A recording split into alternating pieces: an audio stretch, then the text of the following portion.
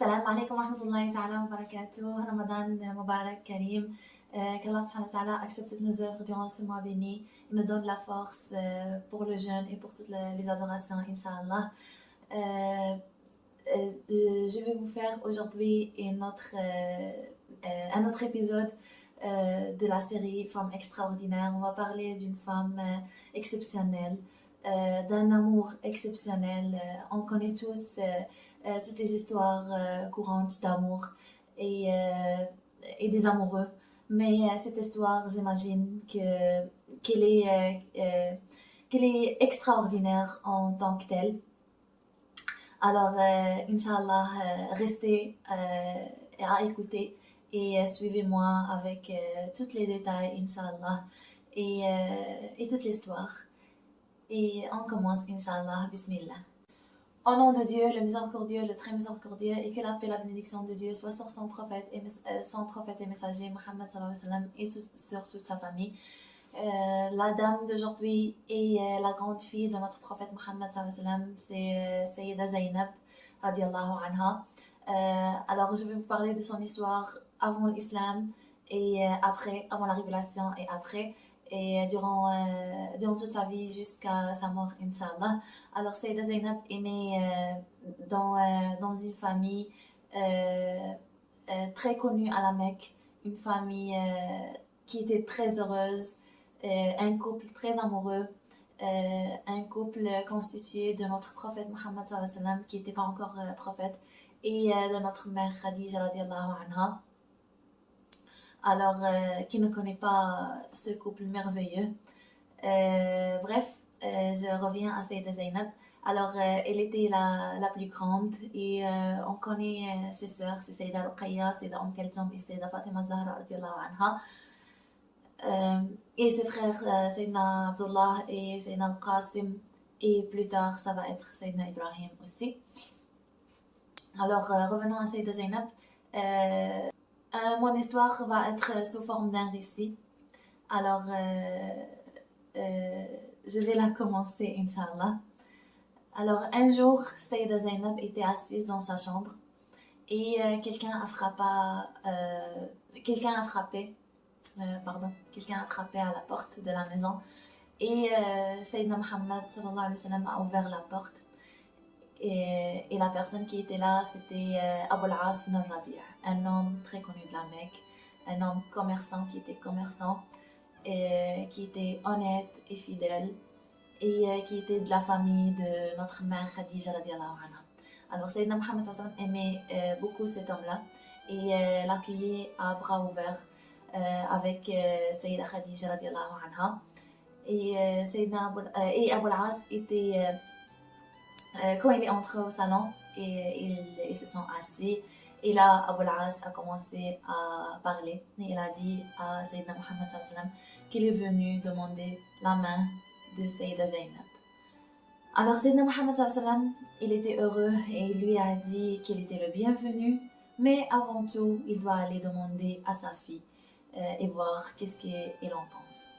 Et ce fut ainsi. Alors Sayyidina Muhammad sallallahu alayhi wa sallam est parti et il a frappé à la porte de sa fille, de sa chambre, et il lui a dit comme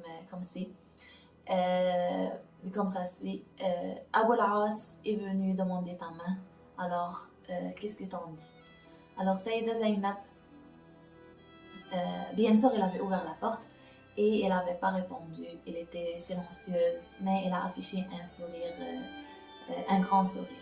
Et à l'époque, un sourire voulait dire que la personne acceptait.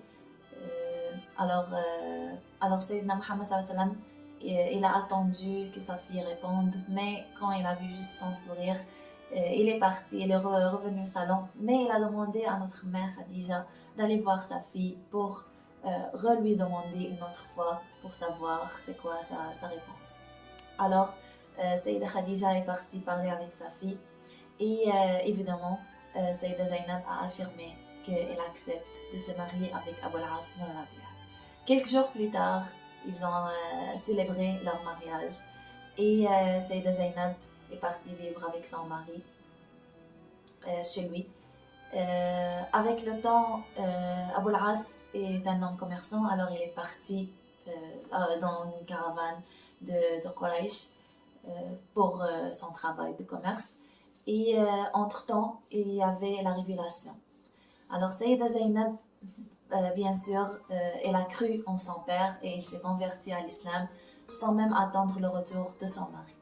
Au retour de son mari, elle était très joyeuse et elle lui a dit en l'accueillant que son père il est le dernier prophète et messager et qu'elle, elle en croit en lui et elle s'est reconvertie à l'islam. Alors lui, il lui a répondu tristement et elle lui a dit si elle peut le comprendre. Alors elle a juste regardé et lui a dit comment ça, qu'est-ce que tu veux dire? Alors il lui a dit je ne peux pas me convertir à l'islam parce que si je le fais, je crains que que le peuple de Quraysh dit que je suis ma femme, alors que je ne veux pas entendre cela. Alors elle a regardé, elle aussi tristement, et elle lui a dit, si moi je ne te comprends pas, qui le fera? Et dans ce temps-là, Allah subhanahu wa ta'ala n'avait pas encore ordonné la séparation entre la femme croyante et l'homme non-croyant. Alors Sayyida Zainab est restée chez son mari et les jours suivèrent et l'immigration est arrivée. Alors Sayyida Zainab est partie demander la permission à son père de rester avec son mari à la Mecque à la place de partir avec son père et les musulmans à Médine. Alors Sayyidina Muhammad a accepté. Il l'a laissé rester avec son mari. Alors la première année a passé de l'immigration et la deuxième année est venue et bien sûr Ghazwat Badr est venue avec elle. Alors là, Sayyidina Muhammad bien sûr, il était dans le camp des musulmans et qui est son père, le père de Sayyida Zainab. Et son mari devait sortir avec le peuple de Quraysh et se fait combattre contre son père. Alors Sayyida Zainab, elle était très triste et elle a commencé à pleurer et elle a imploré Allah subhanahu wa ta'ala en lui disant qu'elle a peur de perdre son père et de devenir orpheline ou que ses enfants perdent leur père et qu'ils deviennent orphelins. Mais elle a essuyé ses larmes et elle a demandé à Allah subhanahu wa ta'ala de donner la victoire à son père et de protéger son mari. Et ce fut ainsi, bien sûr, les musulmans avec le guide de Sayyidina Muhammad ils ont gagné cette ghazwa et Quraysh ont perdu.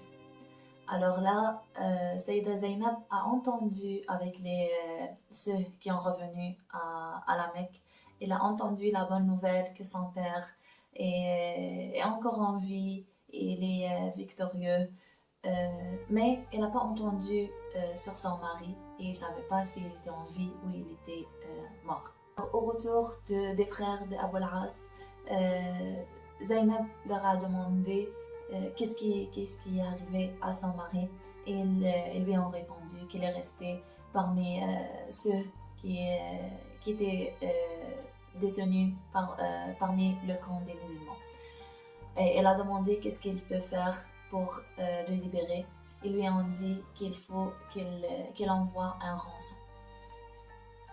Alors elle a cherché qu'est-ce qu'elle peut envoyer pour libérer son mari. Et elle a trouvé juste un ancien collier et elle l'a envoyé avec les frères de son mari à Médine, à son père, notre prophète Mohammed sallallahu alayhi wa sallam. Et Sayyidina Muhammad sallallahu alayhi wa sallam était assis avec les croyants à regarder qu'est-ce que les familles ont amené pour libérer leurs enfants ou les membres de leur famille. Et il a juste vu un collier qui lui rappelait quelque chose, qui ressemblait à quelque chose. Alors il a pris le collier, sallallahu alayhi wa sallam, et il s'est rappelé que ce collier-là appartenait à Sayyida Khadija, à notre mère Khadija. Alors il a juste demandé aux musulmans qui a envoyé ce collier. Alors on lui a répondu que c'était Sayyida Zainab, sa fille, qui l'a envoyé pour libérer son mari Abu al-As ibn Rabi'. Alors Sayyidina Muhammad sallallahu alayhi wa sallam a pris le collier tristement. Il s'est rappelé Sayyida Khadija, notre mère Khadija, et leurs souvenirs ensemble. Et il a demandé aux musulmans de libérer son mari. Et il a dit qu'il va renvoyer le collier à Sayyida Zainab. Et les musulmans, les croyants, les compagnons ont accepté. Alors là, Sayyidina Muhammad sallallahu alayhi wa sallam a envoyé un message avec le collier, disant à Sayyida Zainab, ton père te dit de ne jamais abandonner ce collier. Ce collier appartenait à ta mère, Sayyida Khadija, notre mère Khadija. Alors ne l'abandonne jamais et garde-le précieusement. Et bien sûr, Abu al-As allait rentrer chez lui. Mais avant cela, Sayyidina Muhammad sallallahu alayhi wa sallam lui a dit qu'il veut lui parler tout seul avant qu'il revienne à la Mecque. Alors, Sayyidina Muhammad sallallahu alayhi wa sallam a parlé avec Abu al-As et lui a dit qu'il va rentrer chez lui, mais qu'il